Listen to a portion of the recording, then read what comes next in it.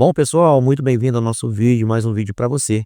Trazemos aqui para você hoje uma entrevista do governador do Rio de Janeiro, Cláudio Castro, onde ele relata que até na data de ontem, o presidente Lula ainda não havia entrado em contato com o governador. E ele mandou sim, né, está em contato com o ministro da Justiça, Gleisi Hoffmann.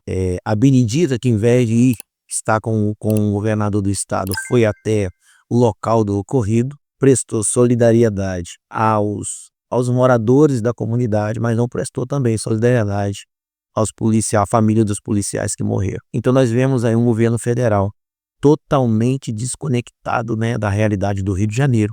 É duas coisas: ou ele está desconectado, ou ele está, na verdade, fazendo vista grossa e está pouco se lixando para o crime no Rio de Janeiro. Na verdade, é o que nós percebemos, que o presidente Lula, ele não está muito afim de combater o crime no Brasil, e muito menos no Rio de Janeiro, depois do posicionamento do governador. Governador Cláudio Castro, a gente está completando 2 semanas já dessa grande operação que provocou esse impacto todo no Brasil. Como é que foi a sua primeira conversa com o presidente Lula depois dessa operação? Bate, não foi ainda, né? Não foi como? Ele não ligou ainda. Ele não ligou? Não ligou. Não por telefone, nem e-mail, nem telegrama, nada? Não, o presidente Lula não. Quem falou comigo foi o ministro da Justiça, foi o ministro da Casa Civil e a ministra Gleisi, foram os 3 que falaram. Alguns tentaram falar bobagem, mas a gente não responde. Mas aqui você atribui o fato do presidente, né, que é uma autoridade que tem que estar ligada, né, no que acontece no Rio de Janeiro, né, no terror que o Comando Vermelho provoca no Rio de Janeiro e em outros estados do Brasil, não ter falado com o senhor? Talvez essa cópia aí tenha sido prioridade, talvez ele queira ter deixado para os assessores dele falarem, mas ele mesmo não ligou em momento algum. E o senhor ligou para ele? Não. A gente falou desde sempre, quem quisesse vir aqui ajudar era super bem-vindo. Quem não quisesse era melhor que não viesse.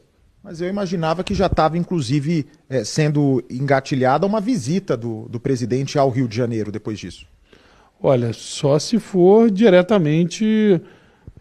Veio o pessoal lá da comissão, veio a ministra dele, inclusive não foi no Palácio, foi só lá no lugar, mas até agora nenhum contato nesse sentido não. O senhor acha que o governo federal não está caminhando na mesma raia que o governo do Rio de Janeiro para combater o tráfico, o narcoterrorismo? Eu acho, Bate, que não é o foco deles igual é o foco do governo estadual. Acho que o governo estadual, eu já venho falando isso há um tempo, entender o tamanho do desafio. Para a gente não interessa muito de quem é a responsabilidade disso ou daquilo. Por exemplo, a gente trabalha na lavagem de dinheiro, a gente trabalha na questão de combate à entrada de armas no Rio de Janeiro, e acho que o governo federal está muito naquela assim, qual é a minha responsabilidade constitucional? Eles ainda não entenderam que o Rio e outros estados, a gente tem condição sim de vencer batalhas. As batalhas a gente vai vencer, mas a verdadeira guerra, só todo mundo junto. Não dá para vencer essa guerra contra os narcoterroristas sozinho. Nenhum estado tem condição de vencer.